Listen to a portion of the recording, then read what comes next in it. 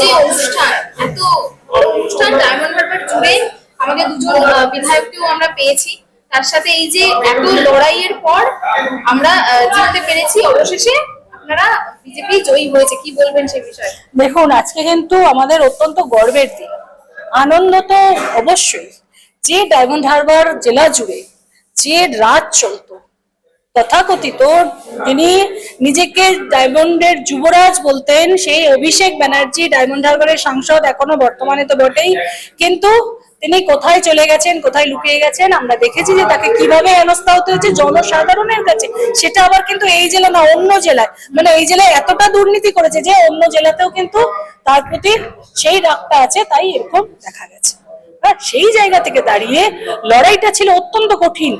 Diamond Harbour সাংগঠনিক জেলায় বিজেপির লড়াইটা ছিল অত্যন্ত কঠিন, কাউকে সঠিকভাবে বিজেপির কথা বলতে দেয়নি।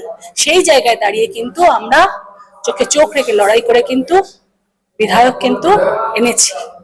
আর এই যে ফলতা বিধানসভা, সবাই যার দিকে তাকিয়েছিল, যেই বিধানসভার দিকে সকলে তাকিয়েছিল, যেখানে মানে ভোটের আগে বিজেপির নাম নেওয়া যেত না, নাম উচ্চারণ করা যেত না, সেখানে 1,09,000 ভোটে জয়ী হয়েছেন দেবাংশুদা, কি বলবেন সেই বিষয়ে? জনসাধারণের রোষ উপড়ে দিয়েছে, জনসাধারণের রাগ ছিল, জনসাধারণ স্বতঃস্ফূর্ত ভাবে ভোট দিয়েছে যে ভারতীয় জনতা পার্টির কার্যকর্তা কেন, জনসাধারণের কণ্ঠরোধ করে রাখা হয়েছিল, গণতন্ত্রের কণ্ঠরোধ করে রাখা হয়েছিল, গণতন্ত্রকে কথা বলতে দেওয়া হয়নি। তাই মানুষের মনের মধ্যে তো আছেই, সেই মনের বহিঃপ্রকাশ করে ফেলেছে এই যে 1,09,021 ভোটে জয়লাভ করেছে, সারা পশ্চিমবঙ্গের মধ্যে হাইয়েস্ট ভোটে জয়লাভ করে উপহার দিয়েছে ফলতাকে সম্মানীয় নরেন্দ্র মোদী।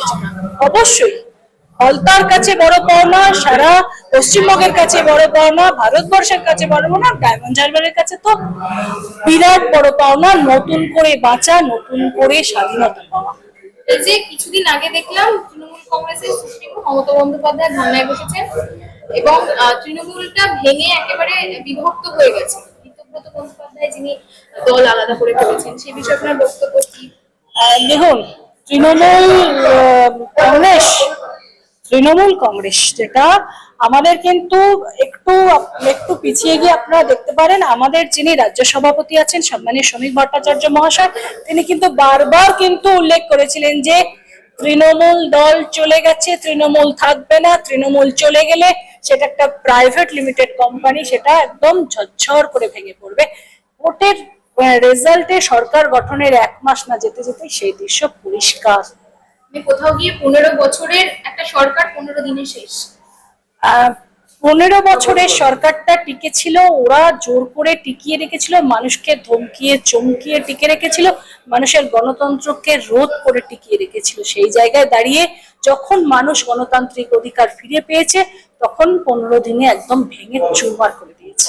দিকে দিকে এই যে তৃণমূলের কাউন্সিলর থেকে শুরু করে নেতাদের ধরা হচ্ছে, তাদের এই যে সিন্ডিকেট রাজ চলতো সেগুলো কিন্তু ধরা পড়ছে। আমরা সাতগাছিয়া বিধানসভার অন্তর্গত বাওয়ালির ওখানেও দেখলাম যে স্কুলের অ্যাকোয়াগার্ডের বেশ একটা ভিলার মধ্যে জমা করে রাখা আছে কয়েকশো, কিছুদিন 2 দিন আগেরই কথা।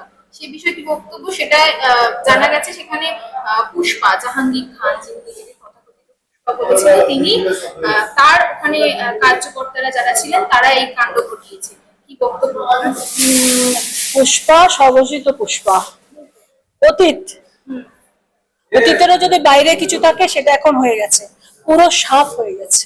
হ্যাঁ, আর তৃণমূলের এটাই তো কালচার ছিল, দিকে দিকে মানে শুধু এই যে অ্যাকোয়াগার্ডের কথা বলছেন, মানে সর্বরকম যেখানে যাবেন তৃণমূল কাউন্সিলর থেকে শুরু করে তার পঞ্চায়েত সদস্য থেকে শুরু করে পঞ্চায়েত প্রধান থেকে শুরু করে সমস্ত যেখানেই যাবেন দেখবেন যে চুরি করা জিনিস, মানুষের সেবার জন্য যে জিনিস এসেছিল মানুষকে না দিয়ে নিজেদের ঘরে বন্ধ করে রেখে দিয়েছে, চুরি করে রেখে দিয়েছে। এরা নাকি জনপ্রতিনিধি হয়েছিল, যাদের মূল লক্ষ্যই ছিল চুরি করা, দুর্নীতি করা, সেটাই নিদর্শন পেয়েছে। কি বলবেন? আর আজকের প্রোগ্রামে রূপঙ্কর দা আসছে, রূপঙ্কর দার কনসার্ট শুরু হবে খুব তাড়াতাড়ি।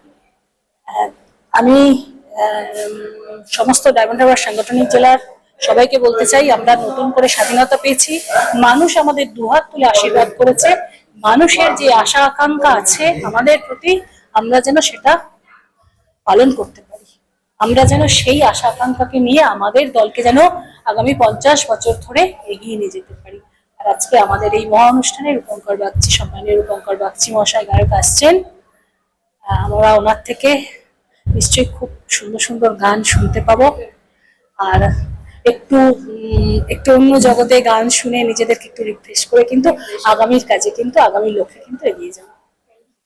দুর্নীতি করেছেন, যেমন একটা উদাহরণ দিই, যে পঞ্চায়েতের যে ঘরগুলো বাংলা আবাস যোজনা বা প্রধানমন্ত্রী আবাস যোজনা, যে ভাইরা যে গাঁগুলো পেয়েছেন, যদি ডবল ঘর পেয়ে থাকেন তাকে একটা ঘরের টাকা ফেরত দিতে হবে।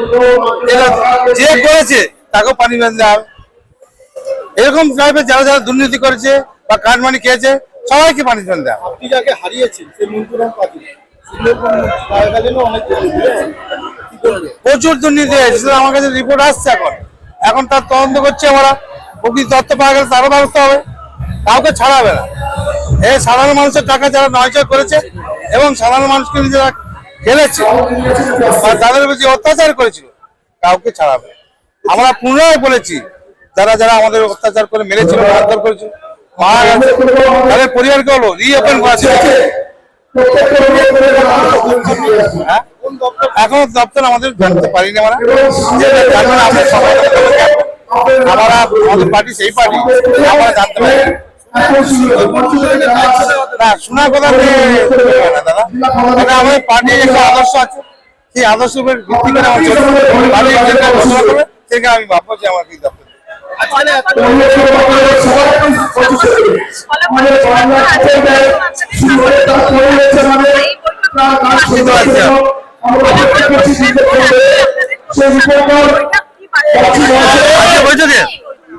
আমাদের প্রশিক্ষণ বৈঠক ছিল, আমাদের স্টেট লেভেলের প্রশিক্ষণ, সেখানে হচ্ছে জেলার কার্যকর্তা দিয়ে এবং ইনচার্জ, জেলার ইনচার্জ এবং বিভাগ কনভেনার, এদের নিয়ে আমাদের পশ্চিমবঙ্গের জোনের একটা প্রশিক্ষণ বৈঠক ছিল।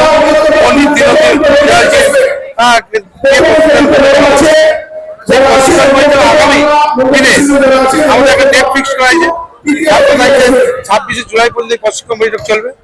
তার রূপরেখা এবার জেলা লেভেলে যে বৈঠকটা হবে, মন্ডলের কার্যকর্তারা সেই বৈঠকটা দেওয়া হবে তাদের, সেই নিয়ে আলোচনা ছিল। দেখুন, আজকে আমরা জেতার পরে আজকে আমাদের সাংগঠনিক জেলার পক্ষ থেকে আজকে আমাদের সম্বর্ধনা দেওয়া হলো।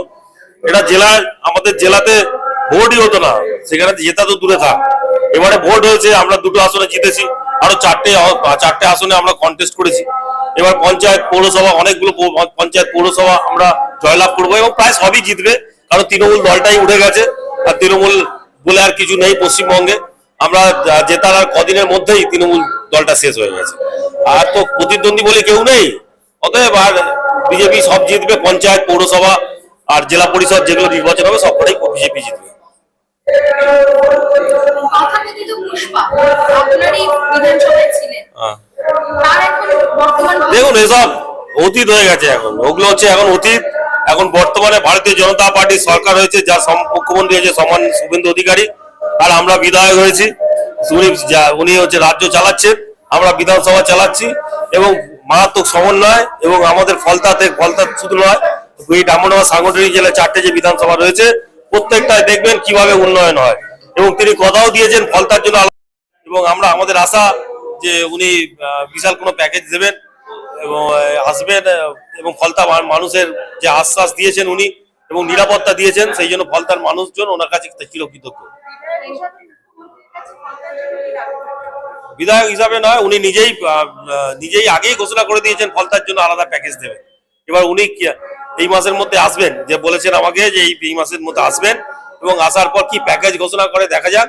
এবং আমরা ফলতায় অনেকগুলো সরকারিভাবে আমরা কয়েকটা বলেছি যেগুলো করার দরকার, যেরকম ফলতা স্বাস্থ্য কেন্দ্রটা, ব্লক স্বাস্থ্য কেন্দ্রটা রয়েছে, ফলতায় একটা ফায়ার ব্রিগেড দরকার খুব তাড়াতাড়ি, এবং একটা মহিলা বিশ্ববিদ্যালয় দরকার, এবং ফলতা থেকে মানে মাঠেরহাট থেকে ফলতা পর্যন্ত রেল লাইনটা দরকার রয়েছে।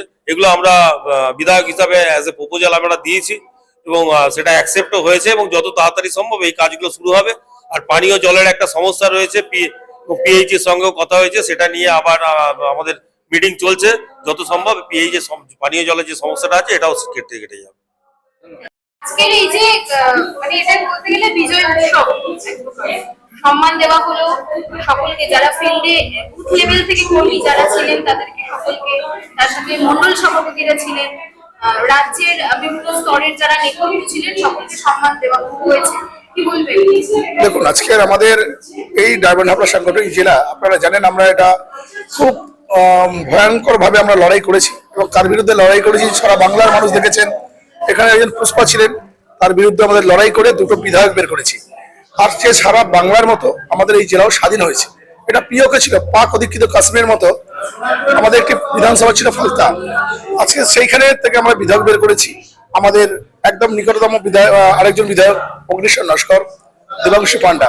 তো আজকে এই আনন্দতম মুহূর্তে মহা সম্বর্ধনা সভায় আমরা এই আমতলা অডিটোরিয়ামে আয়োজন করছি। এখানে আমরা আমাদের সমস্ত বুথ স্তর থেকে শুরু করে জেলা স্তর পর্যন্ত সমস্ত কার্যকর্তা উপস্থিত রয়েছে এবং আমরা এখান থেকে এটাই বার্তা দিই যে আজকের এই মহা সম্বর্ধনার পরে শুধু আমাদের একটাই কাজ, একটাই লক্ষ্য, কেবলমাত্র মানুষের উন্নয়ন। আমাদের ডবল ইঞ্জিন সরকারের সবকা সাথ সবকা বিকাশ, এটাই আমাদের মূল মন্ত্র। সোমনাথ রায়, ডায়মন্ড হারবার সাংগঠনিক জেলার জেনারেল সেক্রেটারি।